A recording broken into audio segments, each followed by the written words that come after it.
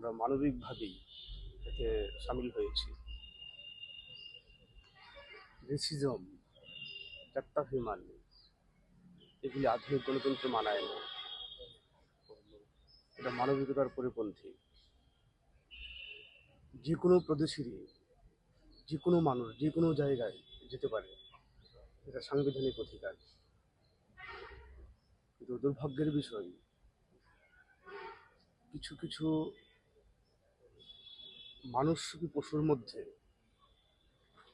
এই বিভাজন এখনো রয়েছে। সরকার খুব দৃঢ় পদক্ষেপ নিয়েছে এবং আমরা শিক্ষাঙ্গনের সাথে যারা যুক্ত তারা চাইব আর কঠোর শাস্তি হোক, দৃষ্টান্তমূলক শাস্তি হোক। সমাজ এর ভার বইতে পারে না।